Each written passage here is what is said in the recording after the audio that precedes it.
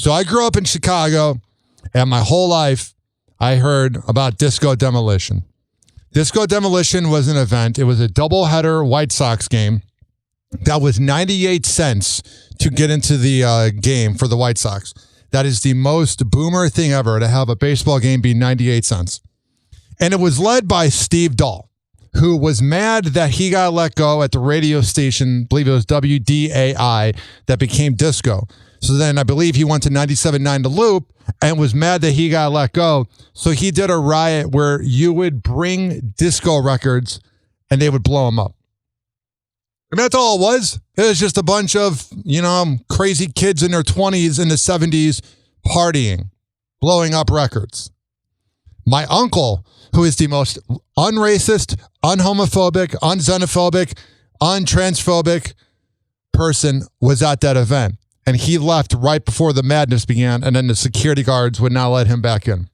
My teacher growing up went to Disco Demolition. A lot of people went to it. It was crazy. It's one of the most notorious nights in Chicago history. And what's been driving me nuts, and I first noticed this, so I listened to Steve Dahl's podcast on Saturday or Sunday, but it was from like 4 days prior. And I'm not going to even talk about the headline, but he was reading a newspaper article that was saying that he's a terrorist for putting on the event and saying all these bad things about him. And I first noticed that people were beginning to rewrite the past on Disco Demolition. When I was dating my ex, she was really into those crappy Gen Z podcasts. And this one Gen Z podcast was saying he's a xenophobe and racist and hates black people and is transphobic. They were just trying to blow up disco records to mess around. Steve Dahl didn't even think anybody was going to go to the event. He's one of the original quote-unquote shock jocks. Like when he was up in Detroit in the mid-'70s, Howard Stern was doing music radio, and the whole alleged rumor is that Howard Stern kind of copied Steve Dahl's personality, but made it a little more dirty and pornographic. Like Steve was dirty, but Howard ran with the like porn star meets kind of Jerry Springer vibe. But it drives me absolutely nuts when I was driving around with my ex about 3 years ago, and she puts on this podcast, and they're saying all these things about Steve Dahl that are not true. Now, Steve Dahl may have had an ego. He may have had flaws in life, but we all do. But I interned with him 12 years ago, and I grew up listening to him every afternoon with my dad on 105.9 WCKG. And then I listened to him on Jack FM, and he's literally the original like talk show host.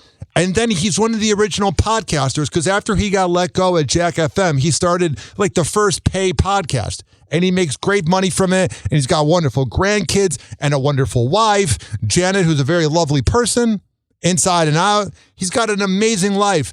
And then I see people online saying all these things about him. First of all, you weren't at the event, so how dare you assume that they were against black people or racist, which is the same thing, or transphobic or homophobic. He was just trying to blow up disco records because he was mad he lost his job. And second of all, maybe if this went on in like Birmingham, Alabama, or Atlanta, Georgia, maybe some of those traits might be true. But this took place in one of the most blue cities, in one of the most liberal cities of all time, being Chicago. So wouldn't you think if there was an event in Chicago that maybe it would not be racist and transphobic and whatever people try to say about Disco Demolition? Also, Steve Dahl, his last time he was on the radio, he was at WLS 890, which is Republican talk radio. And guess what? He ended his show, the last show ever, by calling it Hate 90 because they say hateful things on that station, which he doesn't do. He rants and, as a quote-unquote shock jock, but he doesn't. I've never heard him say the N-word. I've never heard him say the F-word for gay people. It drives me absolutely nuts when I see these people, and I don't even want to give these articles or these podcasts the time of day because then you'll go look it up. People on Reddit, people in documentaries say all these horrible things about him. The man may have had an ego or whatever, but he ran Chicago. I'm going to say this. Steve Dahl is the Simpsons of radio, where without the Simpsons, there's no Family Guy and everything. Without Steve Dahl and Steve and Gary and Steve Dahl's show on WCKG, there's no talk radio because everybody else was doing music radio at that time. And Steve Dahl is the one who changed the game. And I do believe I will be interviewing him soon. And he's a really good guy. He is fighting cancer, and I believe he's in remission. I don't want to speak on it, but he's an amazing guy. He's an amazing talent. And to see people try to tarnish his name over an event that was 46 years ago and you weren't there in a city that's liberal. Again, it's insulting to everybody who went to that event. It's insulting to Steve, and it's insulting to the city of Chicago. But the thing is, people don't care about facts. This is the problem with the woke movement. It's cool to be woke. That's fine. I believe in gay rights, all rights for anybody. As long as if you want to be gay or change your gender, just don't make me do it. I don't care. But when you try to make things that aren't, transphobic or homophobic or racist, and you try to make them that, then you're making the woke movement look bad. And by trying to make Steve Dahl look like any of those words is false. Steve, I got your back.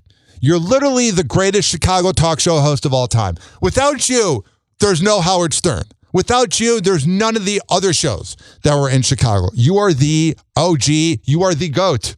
I wouldn't just put Steve Dahl on the Mount Rushmore of Chicago radio. I would put him on the Mount Rushmore of radio. Again, without the Stever, there's no talk radio. Happy hour. Happy hour. It's time for Hoppe in the morning. RyanHappyRadio.com. Happy hour will be right back. You probably had Taco Bell before. Whenever we're going outside, all I smell is poop. In the nuts, and we'll call it a day.